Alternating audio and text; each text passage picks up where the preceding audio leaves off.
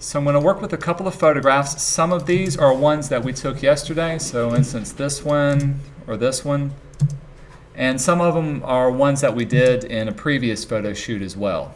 And so they have some problems that I already kind of know about and know how to correct. So let's say for this one, what do you know about this photograph? What's wrong with it? Yeah, she's too dark. Foreground's too dark. How could I have fixed this using my camera? Flash. Turn your flash on. There's plenty of light, but the background was too bright, so it made her much darker. What about this photograph? It's not a bad exposure, but do you see the problem with it? Too yellow? Too yellow, yeah. The white balance wasn't turned on for this one. In same way for this one. This one's a little bit underexposed. I'm going to open this one up. This picture is, you see the CR2, so it's a camera raw image. When I drag it into Photoshop, this is what I'm met with. First of all, I don't have the same editing tools as you would normally have when you open up an image. This is kind of a editor inside of Photoshop, a program inside the program. First of all, you can see the image in the center. At the very top left-hand side, these are some tools you can choose from. The main ones I'm going to show you are your zoom tool and your hand tool to move around. And we're also going to use the Paintbrush tool over here as well. And there's also a crop tool. Everything else we're really not going to have to really deal with too much. If something does come up, I can tell you about that. But for now, I'm mainly going to stick with these two tools. On the far right-hand side, these are all your sliders and different things you can do to your photograph. So the first one that you see, oh, by the way, at the very top, there's are little different ones, little palettes you can choose from. This is the first one we're going to work in, your basic design palette.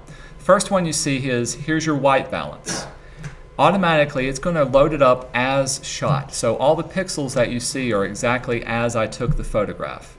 Now, if I was to change white balance in my camera, what should I look for? If it's too yellow, I need to... High number. Huh? The high number. Yeah, the higher number, which is the Kelvin. Yeah, high K. Do you remember, he's close to it, do you remember the name of that? Tungsten, bingo, the tungsten has the high number on it. You want to add blue to it. So under white balance, you can choose, notice there's daylight, cloudy, there's tungsten, there's your high number right there. So I'm going to choose tungsten. Let's see what it looks like when I do that. All right, a little bit better. You can tell it's maybe a little too blue. It's going to do the best as it can to compensate for it. To do a manual adjustment, you can go underneath here. So here's your temperature right here. And you can slide this a little more yellow or less. So I'm going to move it back until she looks a little bit more natural. So let's bump it back down. Right about there. Seems pretty good. Notice her skin tone, it's no longer just yellow or just too blue. It's a good natural skin tone.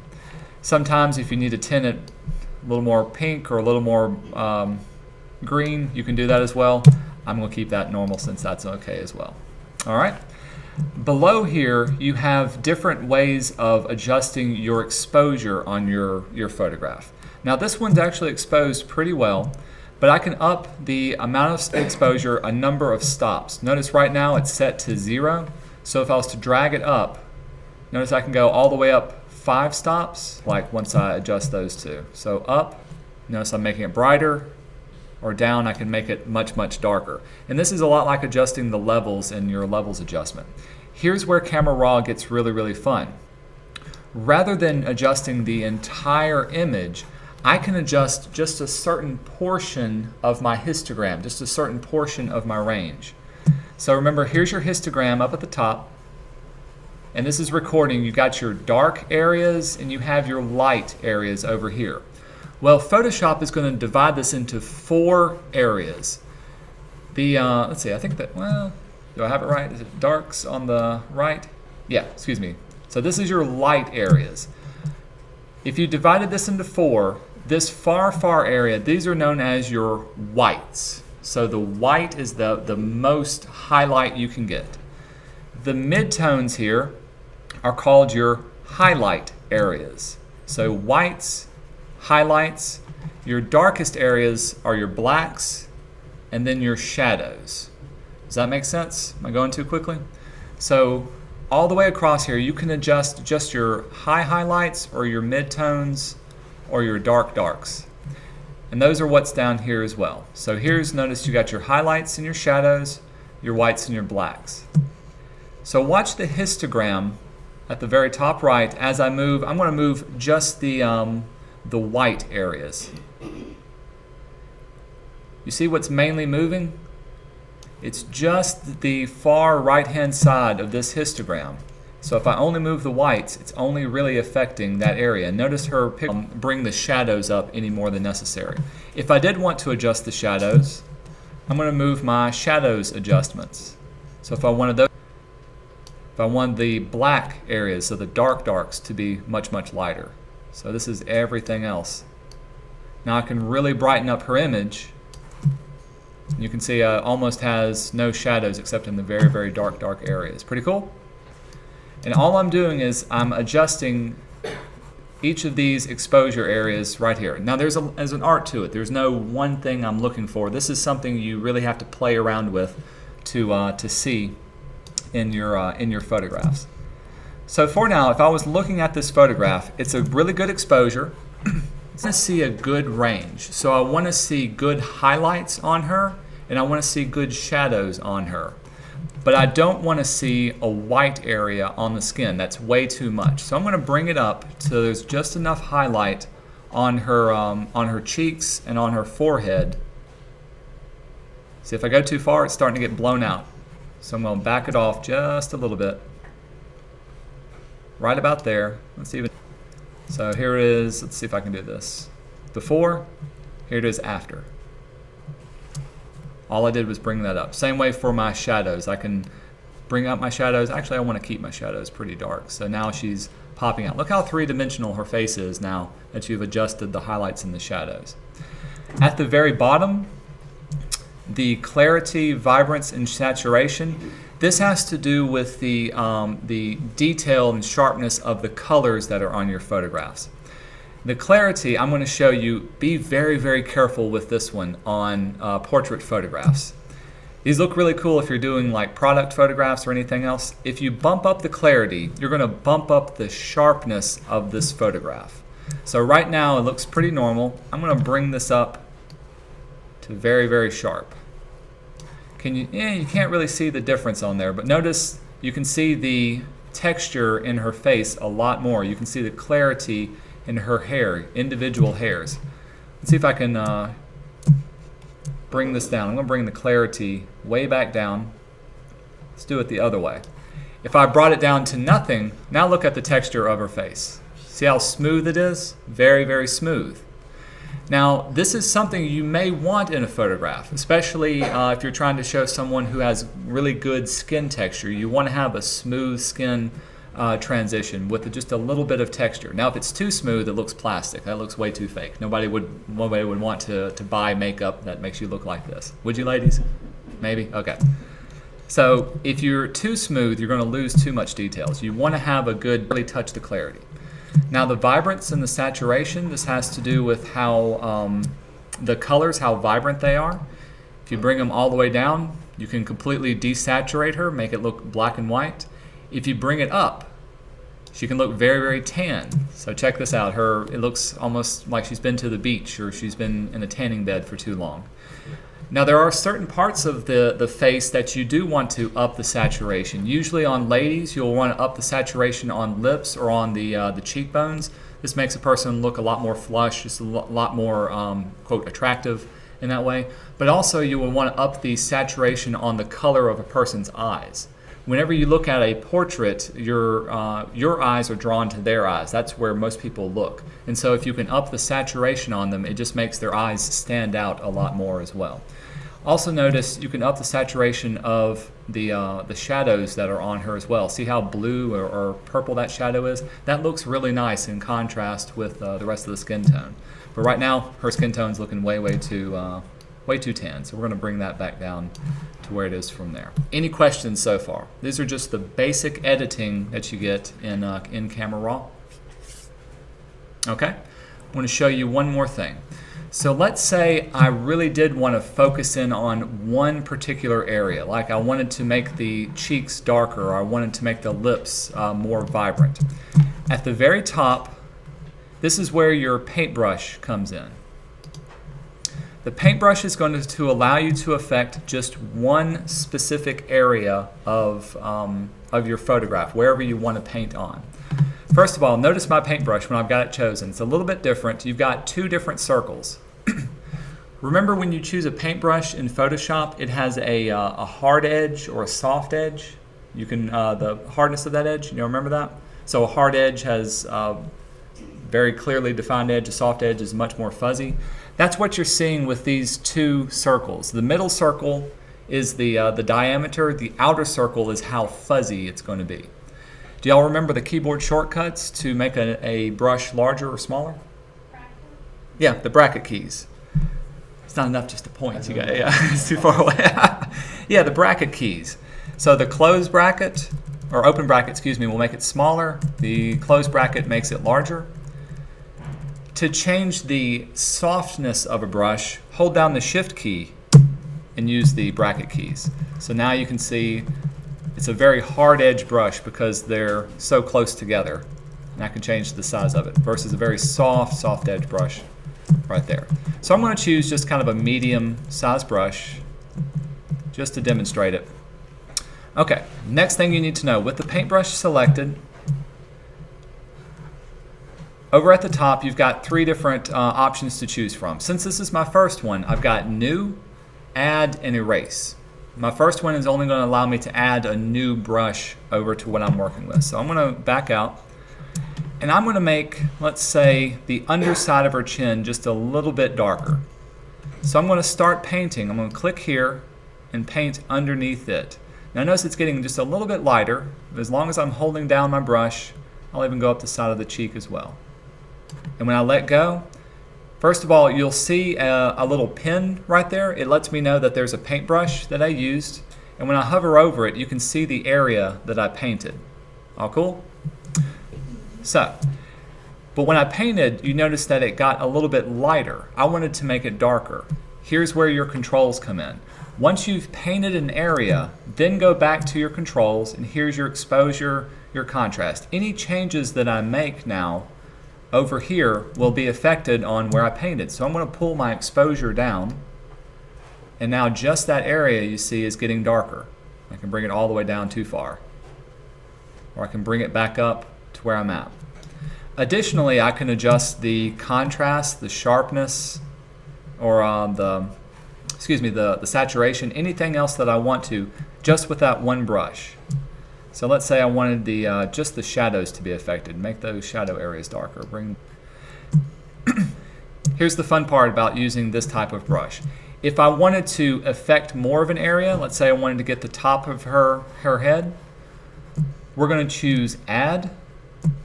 Now when I paint, it's going to add on to that area that I had previously affected. So whatever I wanted to be darker, whatever change I made, is now added on to there. And I can go back and I can readjust the exposure. If I wanted it to be lighter, I can do that. Or back down darker.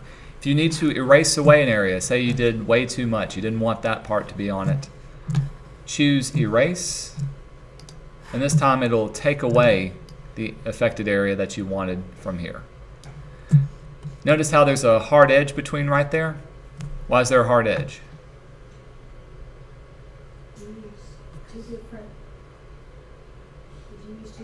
Two different brushes? What's this brush doing? The inside brush all the way to the outside. Exactly.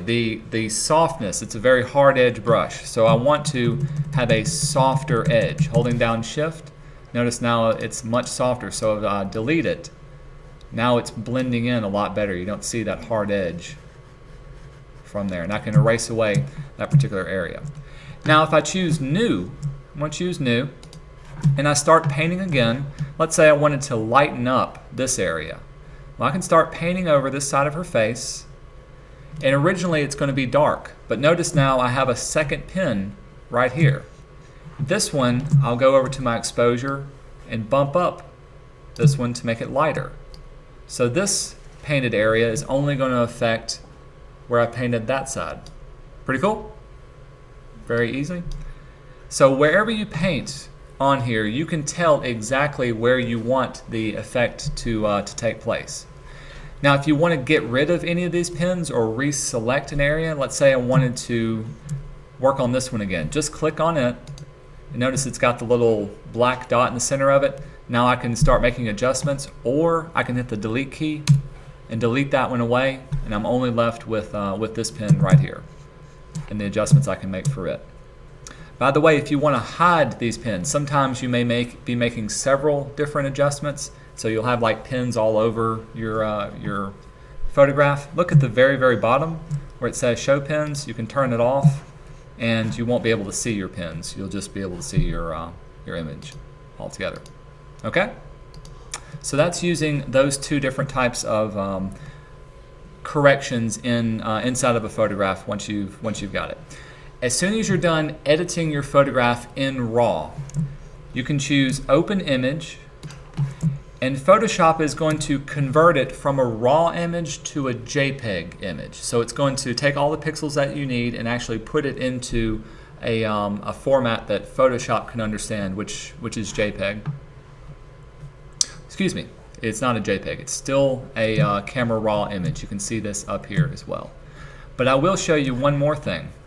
Whenever you change a camera RAW image, it's going to create another file associated with it. It's usually an XMP file. XMP, this is simply a text file that saves any changes that you've made to your photograph. So if you actually look at it, you can kind of read it. You can see, there's the shutter speed, there's the exposure value. Here's the temperature of it, here's the tint and saturation. So this is a way of allowing you to go back and re-edit your photograph if you've made any changes without having to redo everything. You can save the changes, but be sure to save the XMP file with your photograph as well. If you don't save this file, it's not going to remember the changes that you made. So it's very important that you keep this with the photograph that you have. Once you're in here, I would actually use this crop tool, because with this one, you can get your little guidelines. You can go back in and recrop your images. Remember, you want your eyes to be on the thirds, usually on the rule of thirds, but I can bring this in just a little bit. You can see your eyes are almost on there. Let's bring the top down just a little bit more, so it's closer to that type of image that I'm looking for. Once it's cropped, it looks good.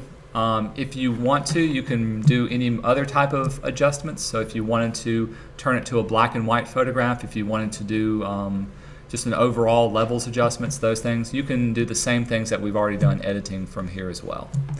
Let me show you one more thing. I'm going to close this one out. We won't even save it. Let's see, what's a good one?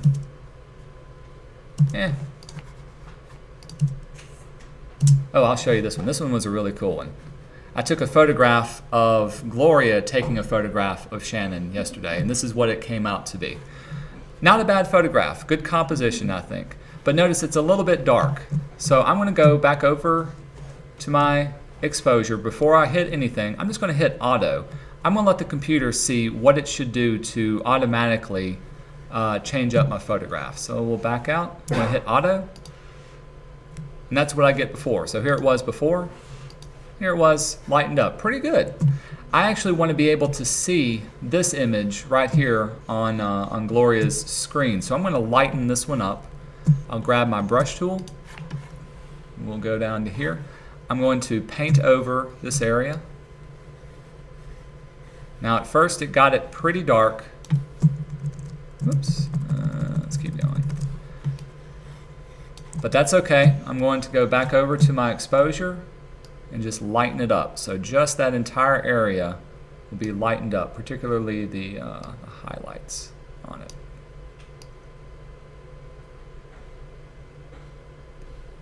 And I can clean up the edges. I'll erase around that. But here's another great little thing. I'll grab my zoom tool to this image. Let's see if it'll show the, come on, there we go. It may be difficult to see on a lot of noise on this screen resolution. Let's see, can y'all see it in the, particularly in the letters right there? All the little crackle and things, those are the noise that's created by this image. Now I still shot this at an ISO of 100, which is pretty good, but if you had higher, it'd be even worse.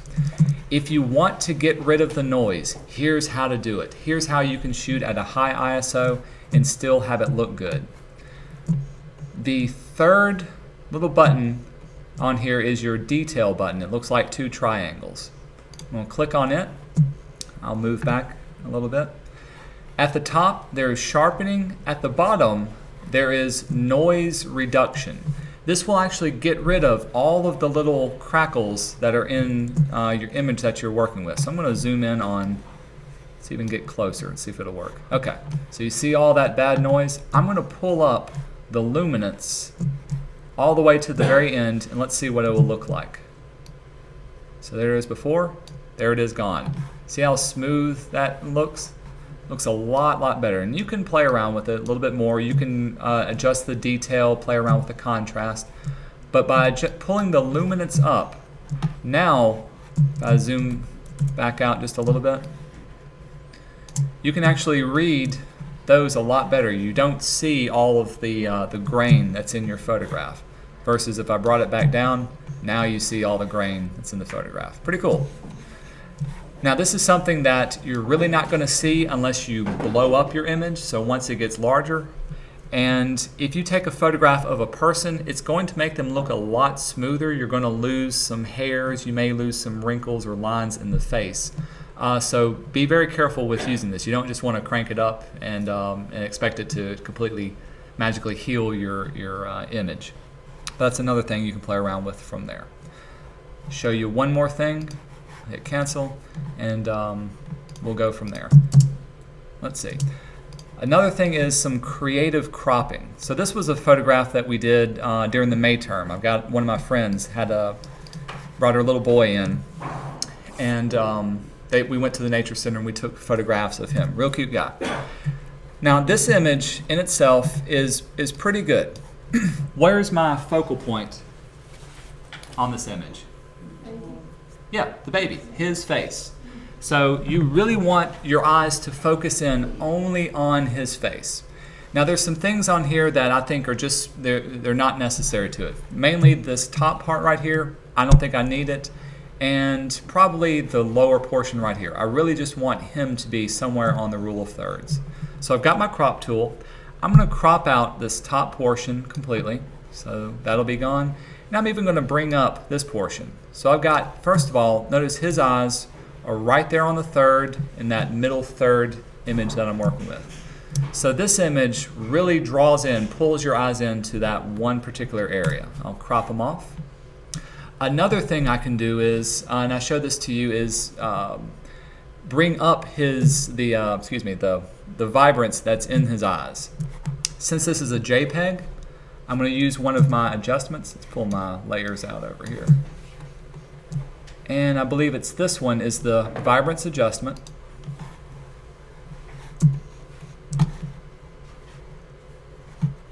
And I'm mainly going to be looking at his eyes when I pull the vibrance and saturation up.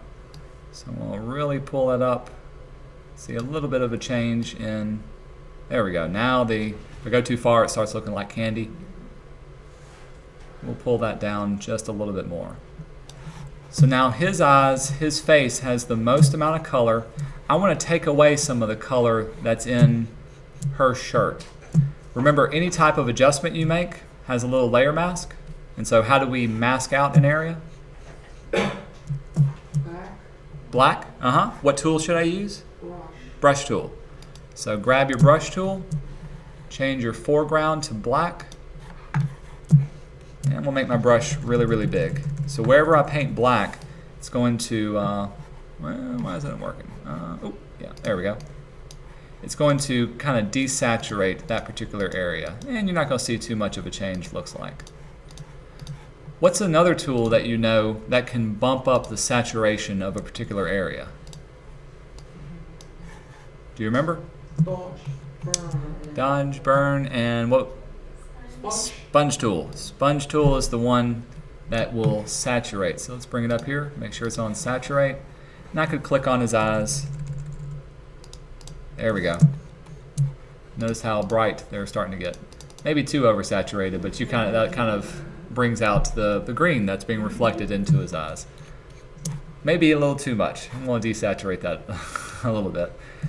It only takes just a little bit to make that change.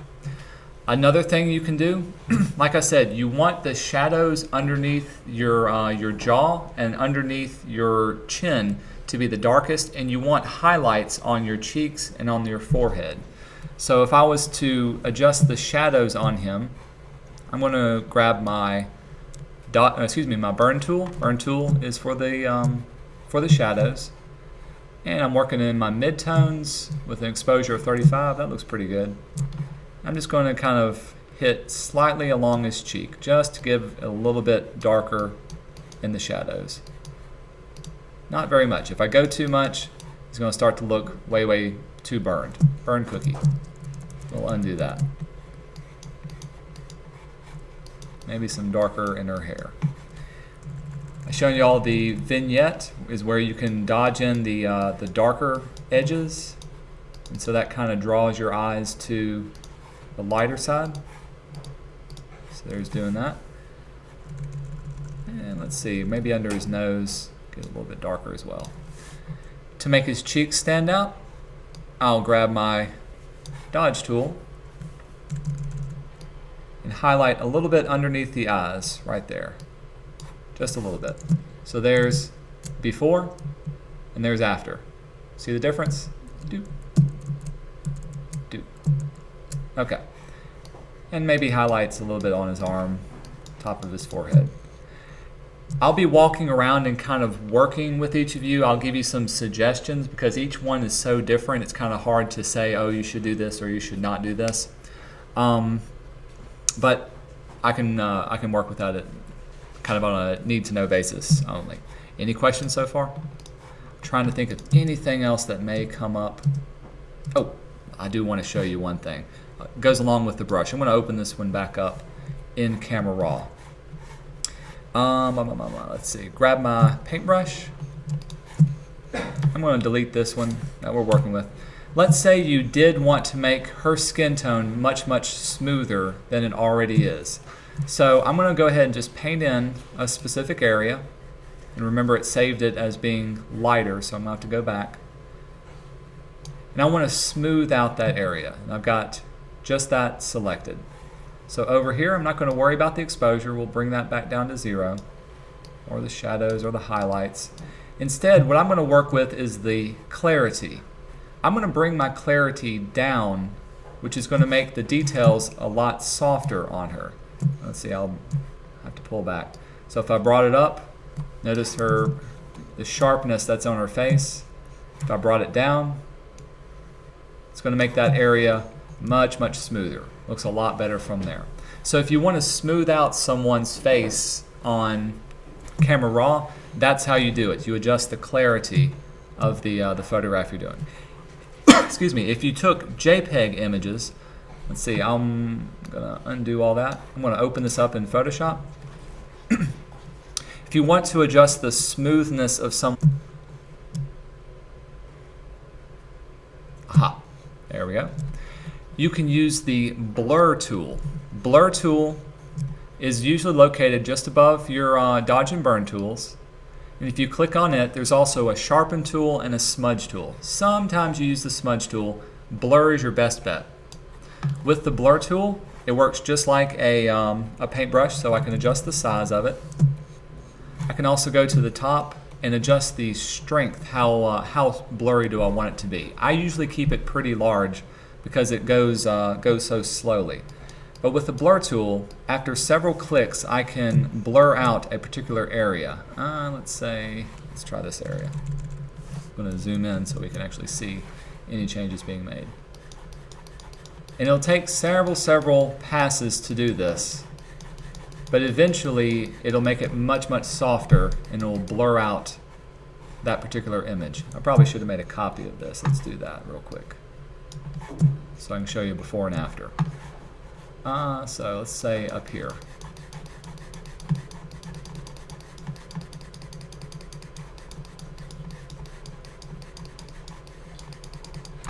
Okay, see if we can see a difference between those two. So there's not too much right now. We'll keep working with it. If you don't see a quick change, another thing you could do is to do the same technique you would do to add depth of field to your image. You can go to Filter, down to Blur. I like to use Gaussian blur, but you can try some of these other ones. I'm just going to do, let's use Gaussian blur. With this one, I can then blur out my image, but not this much. That's way too much. We'll back it off a little bit. Okay, so now it's blurring together all of her skin. We'll say okay. And I made a copy of my image. With this one selected, we'll do the layer mask, grab my paintbrush. Now all I have to do is go back in and paint in where I want it to be sharp. And her skin is now smooth in certain areas, but sharper in others. So if the blur tool doesn't work, actually make a copy of the entire layer. That seems to go a whole lot faster than the other ones. Any questions before I'll let you go? Okay, I'm gonna stop recording now.